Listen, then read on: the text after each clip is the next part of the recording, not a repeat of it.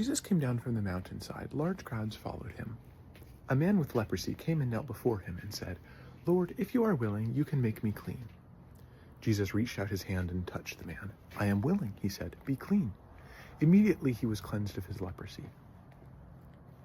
Then Jesus said to him, "See that you don't tell anyone, but go, show yourself to the priest and offer the gift Moses commanded as a testimony to them."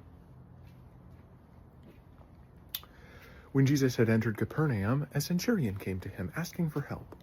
"Lord," he said, "my servant lies at home paralyzed, suffering terribly." Jesus said to him, "Shall I come and heal him?" The centurion replied, "Lord, I do not deserve to have you come under my roof, but just say the word and my servant will be healed. For I myself am a man under authority with soldiers under me. I tell this one, 'Go,' and he goes, and that one, 'Come,' and he comes. I say to my servant, 'Do this,' and he does it." When Jesus heard this, he was amazed and said to those following him, "Truly I tell you, I have not found anyone in Israel with such great faith.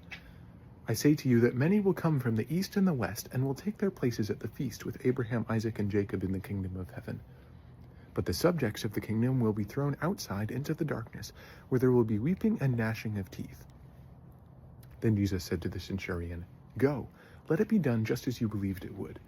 And his servant was healed at that moment.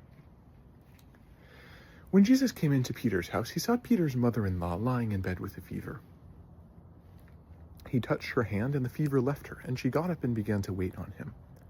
When evening came, many who were demon-possessed were brought to him, and he drove out the spirits with a word and healed all the sick. This was to fulfill what was spoken through the prophet Isaiah. He took up our infirmities and bore our diseases. When Jesus saw the crowd around him, he gave orders to cross to the other side of the lake. Then a teacher of the law came to him and said, "Teacher, I will follow you wherever you go."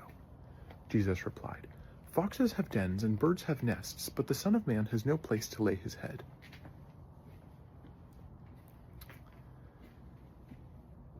Another disciple said to him, "Lord, first let me go and bury my father."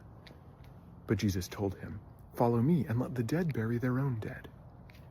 Then he got into the boat and his disciples followed him. Suddenly a furious storm came up on the lake, so that the waves swept over the boat. But Jesus was sleeping. The disciples went and woke him, saying, "Lord, save us, we're going to drown." He replied, "You have little faith, why are you so afraid?" Then he got up and rebuked the winds and the waves, and it was completely calm. The men were amazed and asked, "What kind of man is this? Even the winds and the waves obey him."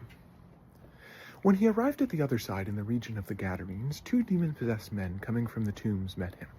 They were so violent that no one could pass that way. "What do you want with us, Son of God?" they shouted. "Have you come here to torture us before the appointed time?"